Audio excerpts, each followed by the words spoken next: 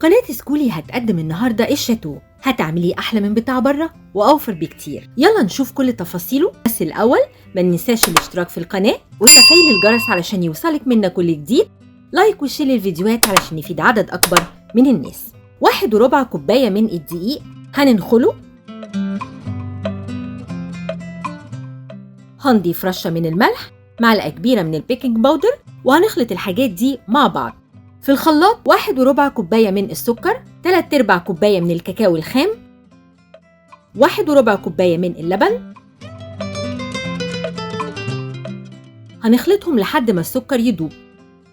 هنضيف 1.4 كوباية من الزيت شوية شوية لحد ما القوام يتقل. هناخد شوية من الصوص حوالي كوباية وهنشيلها على جنب. على باقي الصوص هنحط 3 بيضات، فانيليا، معلقة كبيرة خل أبيض. هنخلطهم كويس مع بعض. هنضيف خليط صوص الشوكليت لخليط الدقيق وهنقلبهم كويس مع بعض. هندهن الصينية بالزيت ونصب فيها الخليط ونوزعه كويس.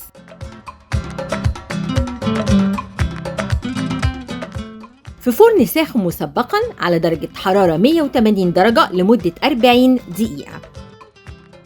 هنخرم الكيك بعصاية الشيش طاووق.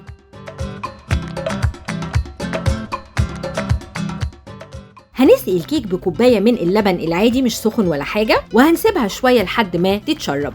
كوباية من الكريم شانتيه الخام، 3 معالق كبيرة من السكر، كوباية من اللبن الساقع، وهنضربهم كويس مع بعض لحد ما القوام يتقل ويعمل المنقار ده. هنضيف على الكريمة من 3 ل4 معالق من صوص الشوكولاتة اللي احنا سيبناه على جنب، وهنخلطهم كويس مع الكريمة.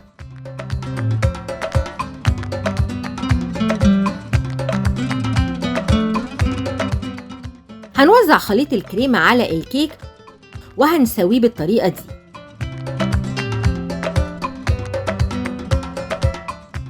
هنشيله في التلاجة لمدة نص ساعة لحد ما الكريمة تتماسك. هنضيف باقي صوص الشوكولاتة ووش الكريمة وهنوزعه كويس. هنسيبه في التلاجة على الأقل 2 إلى 3 ساعات قبل ما نبتدي إن احنا نقطعه. كل مرة هنقطع فيها هنحط السكينة في مية سخنة ونمسحها، وبعد كده نبتدي نقطع بيها عشان الكريمة ما تلزقش في السكينة والتقطيع يبقى سهل.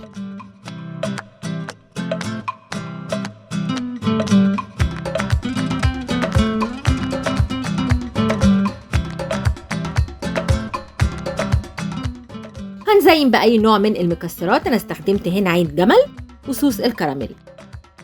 دوقوا بقى أحلى شاتو ممكن تدوقوه، هتحبوه ومش هتبطلوا تعملوه.